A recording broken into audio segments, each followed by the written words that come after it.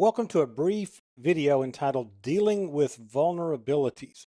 Now, the main thing you need to take from this, and you need to watch for questions about this on the exam, is at some point you're going to have to, at an organizational level, go through the process of identifying the potential attacks and threats. Now, this is a very intimidating, negative process. Okay, it just doesn't feel good. And by the end of the meeting, after every little subject matter expert has talked about the potential attacks and threats and problems that they see in their own little section of the world, you really kind of start to get this opinion that there's no way to close all these holes, that an attack is imminent and the company is going to disappear. There's just all sorts of responses to this. I've sat in on a lot of these and I've watched upper management just really go pale. But protecting the network from this myriad of attacks and threats requires a multi-layer approach. Now, everybody for years now has looked for the black box, the silver bullet, this one thing that they buy and put on the network and all the problems go away. And working through this process requires the very first step is to identify your particular company's vulnerabilities. And these will vary somewhat from company to company. If you're a publicly held company like a utility that has a bad reputation out there in the press, they're just kind of seen as taking advantage of the public or those sorts of things. Keep in mind, they're going to be a high target for hackers.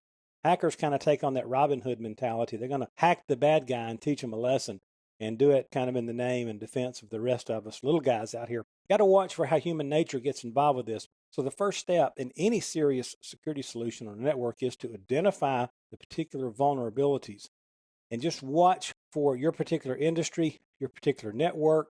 If you're a total situation where you depend on dealing with the general public over the public internet, you have different threats and vulnerabilities than, say, a totally private company who only uses their network for internal functionalities.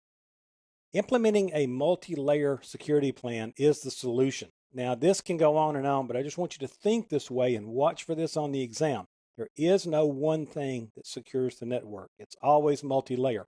You should have well-written, explicit policies and procedures in place that all your employees have read and signed off on that define the threats, our expectations of the users, and so forth. Now, I've seen this happen over and over and over, especially in larger companies. The board of directors, the upper management, they try to deal with security violations on the network in the same way that they deal with tardiness or absenteeism and other things. They tend to threaten jobs.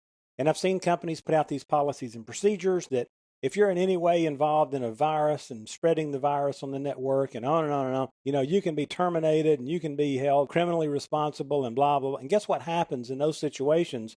The reports of viruses and malware drop drastically.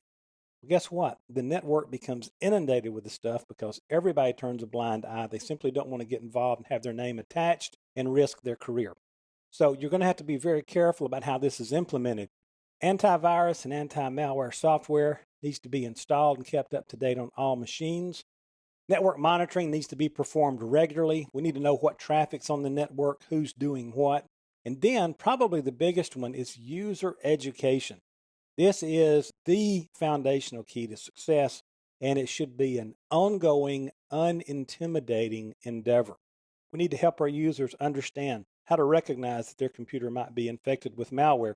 We also need them to understand, hey, if you'll just report it to us, we're going to take care of it. We're not going to start beating you up and put you under a light and use the dripping water torture technique or anything to beat it out of you and figure out how you got this malware on here. Obviously, we need to have something in place that if a particular person's involved in unsafe network practices, that we're going to have to deal with them and educate them. But you have to walk a fine line here with educating your users and intimidating the users. Vulnerabilities.